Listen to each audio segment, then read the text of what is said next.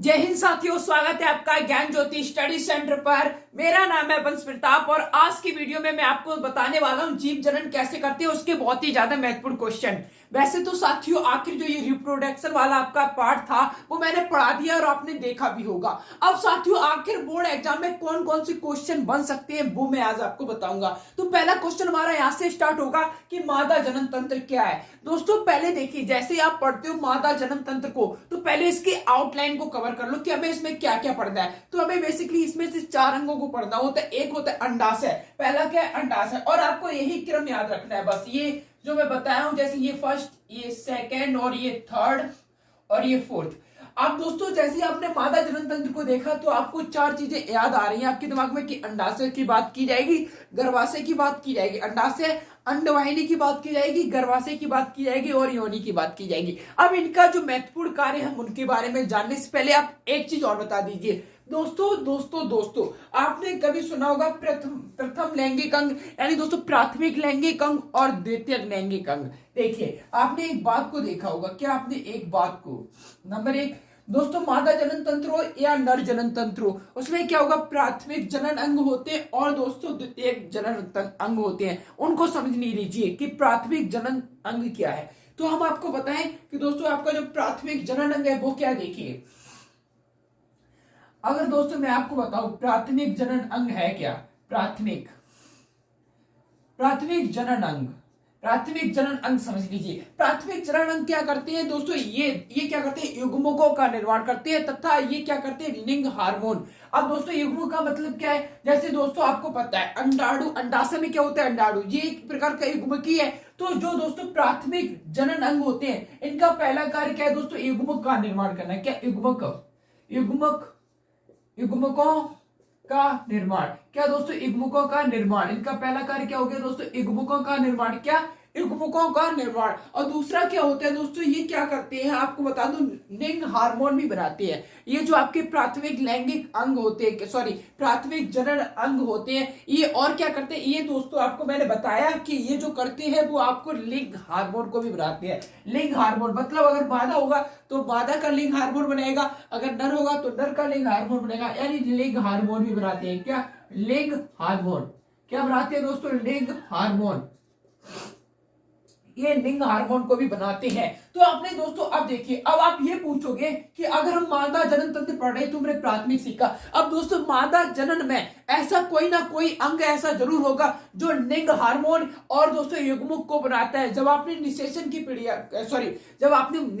प्रक्रिया को पढ़ा था तब आपने देखा था कि दोस्तों जब अंडाणु था वो एक प्रकार का क्या मादा का युग्मक होता है। तो जब आपने देखा कि जो आपका प्राथमिक अंग है तो इसमें दोस्तों प्राथमिक अंग में आप बताओ किसे रखा जाएगा। तो प्राथमिक अंग में दोस्तों लिंग कौन बनाता है, ये या दोस्तों जो युग्मक बनाता है वो अंडाशय ही बनाता है। क्या अंडाशय, तो प्राथमिक में जो आता है वो आपका अंडाशय ही होता है। यानी दोस्तों फिर से समझ लीजिए ये बात क्या चल रही है। जब आप मादा जनन तंत्र को समझोगे तो बस आपको एक चीज का ध्यान रखना होगा, वो चीज क्या है वो मैं आपको समझाऊं। वो चीज ये है कि जब आपने दोस्तों मादा जनन तंत्र को सीखने के लिए आप इस वीडियो पे आए तो आपने देखा कि ये जो 4 चीजों में हमें पढ़ना है, एक अंडाशय है, एक अंडवाहिनी है, एक गर्भाशय योनि। अब हमने दोस्तों आपने जब सुना होगा कि भाई कुछ प्राथमिक जनन अंग होते हैं, कुछ द्वितीयक जनन अंग होते हैं। प्राथमिक जनन अंग मैंने आपको ये बता दिया कि जो भी आपके प्राथमिक जनन अंग होते हैं इनका कार्य ये है दोस्तों युग्मकों का निर्माण करना, युग्मकों का निर्माण करना और क्या करते हैं, लिंग हार्मोन को, यानी जो जेंडर हार्मोन होता है वो कौन बनाते हैं, यही बनाते हैं प्राथमिक जनन अंग। प्राथमिक जनन अंग में अगर हम मादा की बात करें तो पहला पार्ट क्या आ जाता है, अंडाशय। पहला पार्ट क्या आ जाता है, अंडाशय। अंडाशय मादा में एक जोड़ी यानी 2 गोलीकार होता है। अंडाशय क्या होता है, मादा में एक जोड़ी होता है, ये याद रखना। अंडाशय मादा में कितनी जोड़ी होता है दोस्तों, एक जोड़ी। अंडाशय जो होता है वो मादा में कितना होता है, एक जोड़ी होता है। ये चीज आपने सीख ली। अब देखिए अब आपके द्वितीयक लैंगिक अंग, अब देखिए इसी में अब दोस्तों मैं आपको बताऊं कि द्वितीयक लैंगिक अंग क्या है। द्वितीयक दोस्तों जो आपके द्वितीयक जनन अंग है, लैंगिक अंग नहीं जनन अंग, जो आपके द्वितीयक जनन अंग होते हैं ये क्या करते हैं, ये दोस्तों युग्मकों का निर्माण तो नहीं करते हैं लेकिन जनन कार्यों में मदद करते हैं। क्या दोस्तों ये क्या करते हैं दोस्तों, जैसे मान लीजिए आप एग्जाम देने जा रहे हो तो आप किसी ना किसी परिवहन से जाओगे या कोई ना कोई वाहन से जाओगे।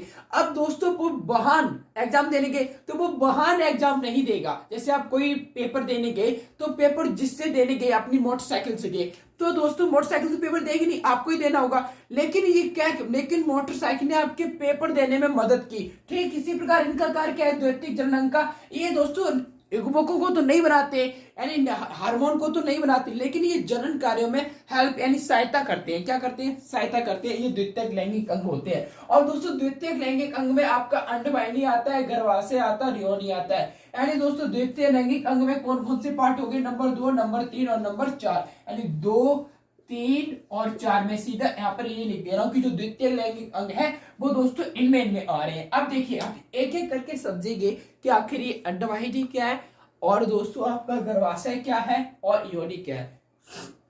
इनके कार्य में आपको समझाता हूं कि इनके कार्य हैं क्या। तो दोस्तों आपने ना तो लिख ही लिया होगा, तो हम दोस्तों डायरेक्ट आपको अंडवाहिनी समझाते हैं। देखो अंडवाहिनी क्या होती है, एक नलिका युक्त संरचना होती है। देखो ऐसे जनन अंग, देखो मैं आपको अंडवाहिनी के बारे में बता रहा हूं तो आपको ध्यान से सोचना है और समझना है कि आखिर में ये अंडवाहिनी क्या बता रहा हूं। यह है लंबी कुंडला। देखिए अंडवाहिनी होती है वो क्या होती है, बेसिकली आपकी एक लंबी कुंडलित नलिका युग्म होती है। अब देखिए अंडवाहिनी, देखिए इसका पहला मेन कार्य देखिए।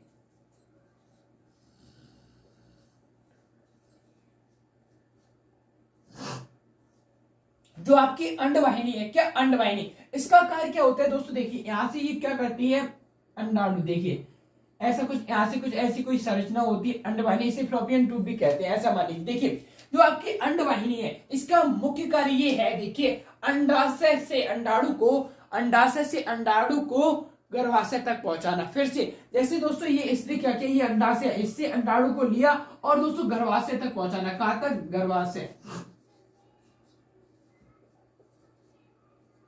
मैं आपको दोस्तों क्या समझा रहा था, अंडवाहिनी।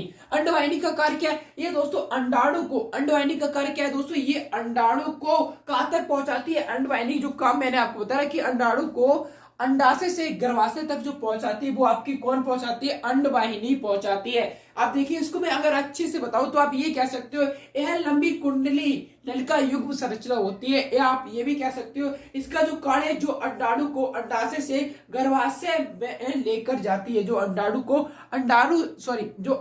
को अंडाशय से गर्भाशय तक ले जाती है, जो अंडाणु को अंडाशय से कहां तक ले जाती है, गर्भाशय तक। तो जो आपने देख रहे हो कि जो अंडवाहिनी का कार्य है, अंडवाहिनी का कार्य क्या है, बेसिकली जो आपका अंडवाहिनी का कार्य है वो ये है कि दोस्तों ये अंडाणु को, क्या दोस्तों, अंडाणु को, ये अंडाणु को अंडाशय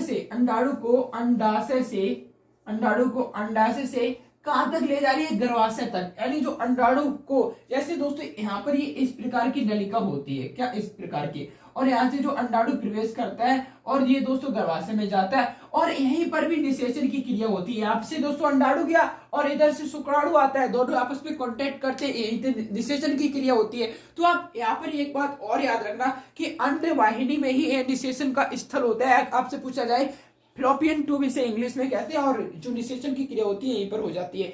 तो आपने देखा कि जो अंडवाहिनी का कार्य वो है अंडाणु को अंडाशय से अंडवाहिनी तक ले जाना। कहां तक, अंडवाहिनी का कार्य क्या, अंडाणु को अंडाशय से गर्भाशय तक ले जाना, क्या, गर्भाशय तक ले जाना। अब देखिए अब हम बात करते हैं गर्भाशय की। नंबर 3 की किसकी बात करेंगे, गर्भाशय।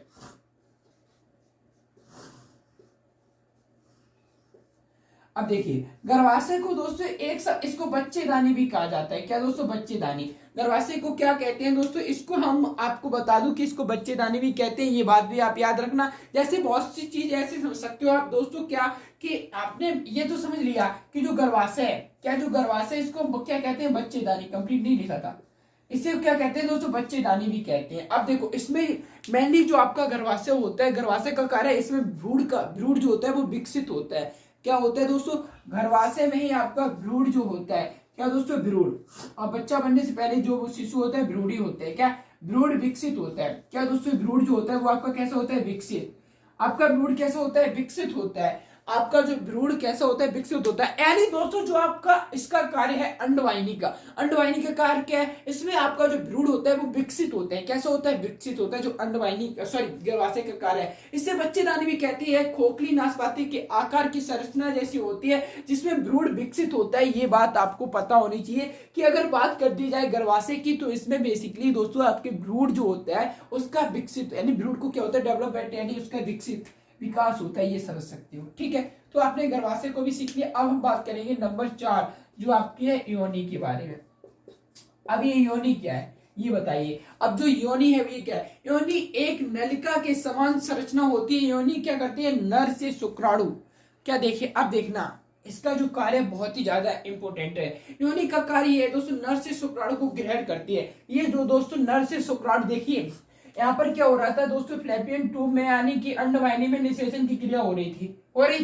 अब दोस्तों यहाँ पर शुक्राणु को कौन लाता है, यानी दोस्तों शुक्राणु आया कौन से, तो ये योनि क्या करती है, ये दोस्तों नर से शुक्राणु को ग्रहण करती है। योनि क्या करती है, नर से शुक्राणु को ग्रहण करती है। ये चीज आपको पता होनी चाहिए कि जो योनि है वो नर से शुक्राणु को ग्रहण कर रही है। क्या, नर से शुक्राणु को ग्रहण करती है। और दोस्तों इसमें लैक्टोबैसिस होता है। क्या, लैक्टोबैसिस, लैक्टो, देखो योनि में क्या होता है, लैक्टोबैसिस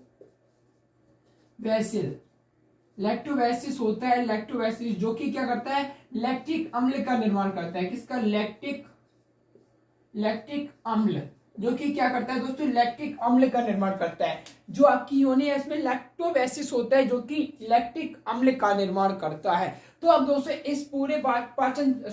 इस पूरे मादा जनन तंत्र को अगर रिवाइज करो तो आप कैसे समझोगे कि आपका मादा जनन तंत्र क्या था। मादा जनन तंत्र बेसिकली कुछ नहीं था, बस ये इस चीज की बात कर रहा था कि इसमें 4 चीजें होती है।